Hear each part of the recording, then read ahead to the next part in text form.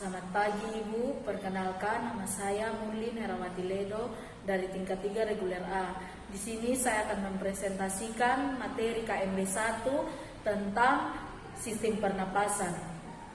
Pertama, pengertian.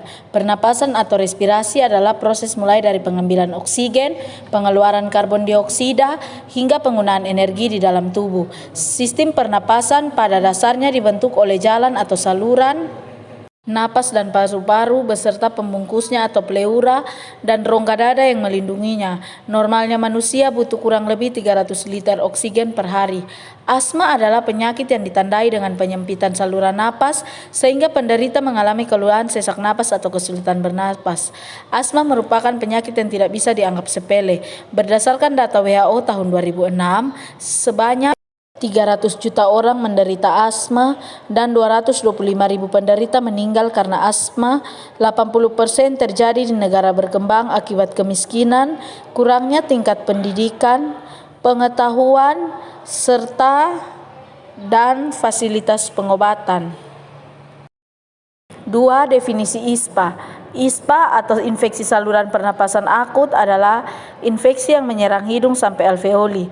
Infeksi saluran pernapasan akut adalah infeksi yang terutama mengenai struktur saluran pernapasan di atas laring, tetapi kenyataannya penyakit ini mengenai bagian saluran atas dan bawah secara simultan dan berurutan.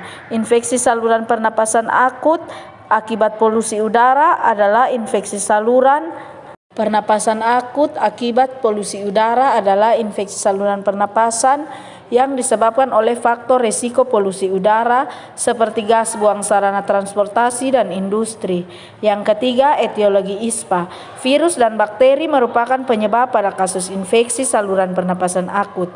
Sebagian besar 30-40% kasus infeksi saluran pernapasan akut disebabkan oleh virus seperti respiratory sinictial virus atau RSV, rhinovirus influenza, dan adenovirus. Tetapi hanya sedikit presentasinya dan infeksi virus ini menyebabkan penyakit parah atau fatal. Sebagian besar infeksi virus bersifat ringan pada saluran pernapasan bagian atas.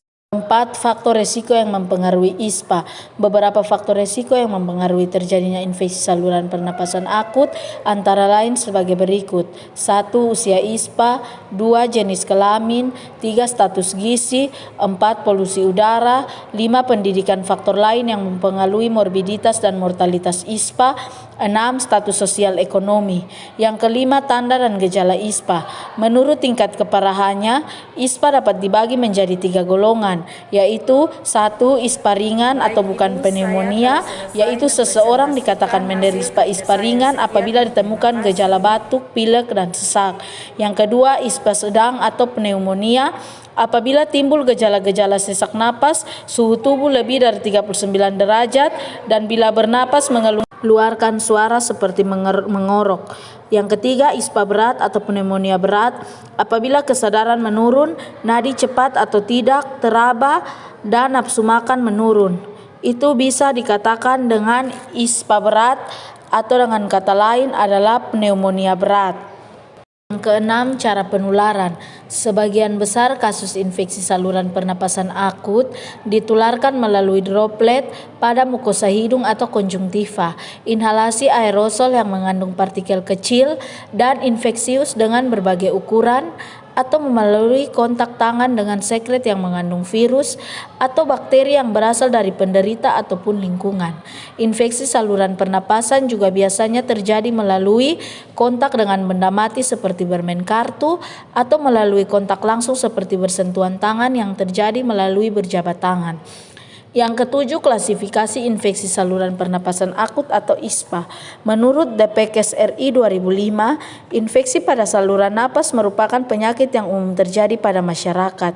Infeksi saluran napas berdasarkan wilayah infeksinya terbagi menjadi infeksi saluran napas atas dan infeksi saluran napas bawah.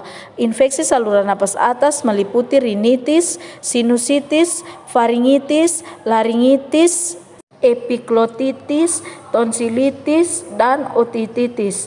Sedangkan infeksi saluran napas bawah meliputi infeksi pada bronkus, alveoli seperti bronkitis, bronkiolialitis, serta pneumonia.